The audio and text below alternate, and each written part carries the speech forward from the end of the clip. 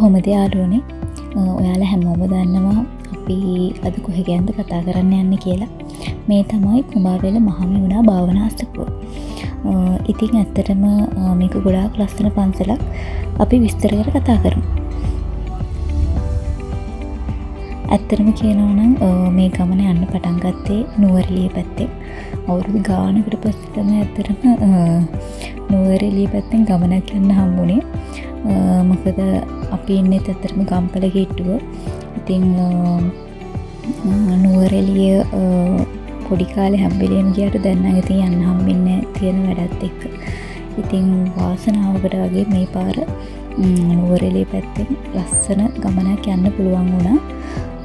ඉතින් ඇත්තටම මම හිතන්නේ අවුරුදු ගානකට පස්සේ නුවරඑළිය අපින්ද මට හිතෙනවා නුවරඑළිය තවත් ලස්සන වෙලා කියලා.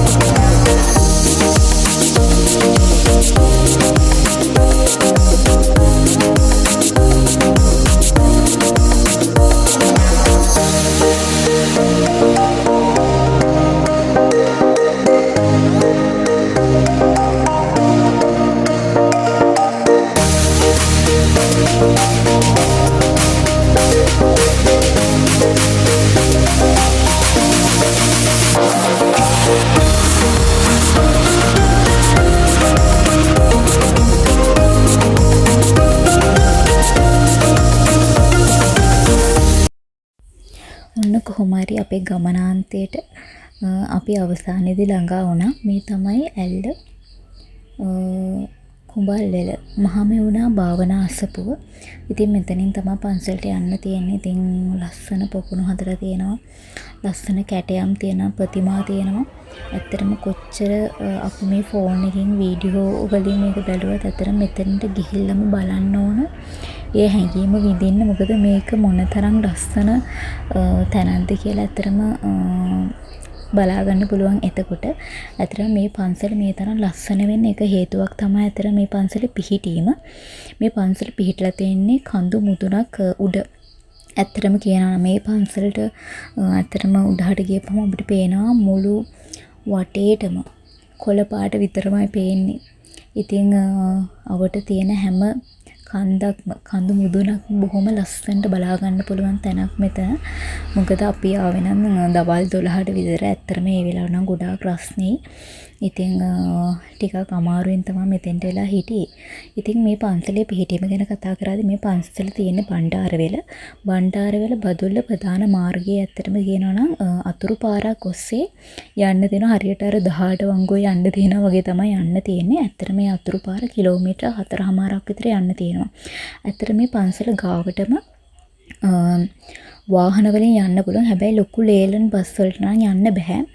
පොඩි AC බස් එක අපි ගියත් AC බස් එක කාර් වලට, වෑන් වලට, බයික් වලට යන්න දෙනවා. හැබැයි මේ පාර නම් ඇත්තටම පන්සලට යන්න තියෙන අන්තිම සවුත්තුයි. වාහන දෙකක් මාරු වෙන්නේ ඇත්තටම බොහොම අමාරුවෙන්. ඉතින් ඔයාලා එනවා නම් අනිවාර්යෙන් ඔයාලට තව දෙයක් කියන්න තියෙනවා. ඒ තමයි ඔයාලා සෙනසුරාදා ඉරිදා නම් මේ පන්සලට යන්න හිතන්නවත් එපා. මොකද පුදුම සෙනගක්. අපි යන දවසෙත් පිටපලාත් වලින් බස් 100ක් විතර ඇවිල්ලා ඇත්තටම යන්න විදියක් නැතුව හිර වෙලා හිටියේ. අපිටත් ඇත්තටම යන්න විදියක් නැතුව අපි ඇල්ලට යන්නත් එක්ක තමයි ආවේ ඇත්තටම කියනවා. මොකද අපි දන්නවා ඇල්ල ළඟ තියෙන මේ පන්සලේ. ඉතින් ගොඩාක් වෙලාවට අපි උත්සාහ කරනවා ඉතින් ඇල්ලට යන ගමන් මේ පන්සලත් බලාගෙන යන්න.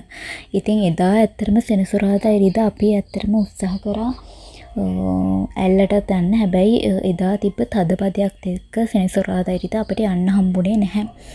මොකද පුදුම සෙනගක් ඇවිල්ලා හිටියේ මේ පන්සල බලන්න. ඉතින් සෙනසුරාදා ඉරිදා නම් මම ඔයාලට කියන්නේ මේ පන්සලට එන්න එපා. මොකද ඒක හරිම අමාරු දෙයක්. ඒ වගේම තමයි වීල් එක දැන් වාහනයක් නැති කෙනෙක් නම් පයින් යනවා නම් ඇත්තටම ගොඩාක් අමාරුයි. හරිම ඉතින් කොච්චර අමාරුවෙන් ඉතින් මෙතෙන්ට එන්නද ඇත්තටම මේ කට්ටියට ඇත්තටම වීල් වල තියෙනවා මම අහලා වෙලා රුපියල් 600ක් ගන්න ඇත්තටම පහළ ඉඳලා මේ පන්සල ගාවටම එන්න. ඉතින් ඒ වගේම තමයි ආයෙ කියන්න ඕන අඟහරුවාදා ඇත්තටම මේ පන්සල බහලලු තියෙන්නේ. ඉතින් මම මේ කියන්නේ 2025 ඇත්තටම පෙබරවාරි මාසේ තමයි මම මේ ගියේ. එතකොට කියපු විදිහට තමයි මම මේ කියන්නේ. දැන් කොහොමද කියන්නේ මම දන්නේ නැහැ. මට මේක කවදා අප්ලෝඩ් කරන්න පුළුවන් වේද කියන්න මම දන්නේ නැහැ. මොකද ඔයාලා යන්න හිතන් ඉන්නවනම් කලින් පොඩ්ඩක් හොයලා බලන්න. පොඩ්ඩක් අප්ඩේට් වෙලා යන්න. මොකද අන්තිමේදී අතරම ආපහු එන්න සිද්ධ වුණොත් එහෙම මොකද ඒ හින්දා සමහරට එහෙම වෙන්නේ නැති. ඒ වුණාට පොඩ්ඩක් හොයලා බලලා යන එක අපි හැමෝටම හොඳයිනේ. ඉතින් මේ පන්සලේ සමහර ලස්සන තැන් තියෙන අපිට වීඩියෝ කරන්න දෙන්නේ නැහැ. මොකද ගියපු ගමන් ඇතුළට ගියපු ගමන් කියන ෆෝන් එක පැත්තකින් තියන්න වීඩියෝ කරන්න බෑ, ෆොටෝ ගන්න බෑ. ඉතින් අපිට එහෙම තියෙද්දි මේ වීඩියෝ කරන්න බෑනේ. ඉතින් අපිට මේ ලස්සන තමයි වීඩියෝ කරන්න තියෙන්නේ. ඉතින් මේක මේ ලස්සන ඉතින් කොච්චර කිව්වත් ඇත්තටම ගිහිල්ලාම බලන්න ඕන. ඉතින් ඒක පුදුම ලස්සනක්. ඒක ඉතින් ඇත්තටම විස්තර කරන්න ගොඩක් අමාරුයි. ඉතින් ඒකයි මිනිස්සු මේ තරම් ඇත්තටම පොරකක මේ පන්සලට යන්න දඟලන්නේ. ඉතින් මම ප්‍රාර්ථනා කරනවා ඉතින් මේක බලන හැමෝටම මේ පන්සලට යන්න ආසාවෙන් ඉන්න හැමෝටම ඔයාලා හැමෝටම ඇත්තට මේ පන්සලට යන්න වාසනාව ලැබෙන්න කියලා මම ප්‍රාර්ථනා කරනවා. ඉතින් තවත් දවසක ඇත්තටම අපි ලස්සන වීඩියෝ එකකින් හම්බෙමු. ඉතින් මේ වීඩියෝ එක හොඳයි කියලා ඔයාලට හිතෙනවා නම් ලයික් එකක් දාන්න, කමෙන්ට් එකක් දාන්න, මගේ channel එක subscribe කරන්න. ඉතින් තවත් දවසක හම්බෙමු.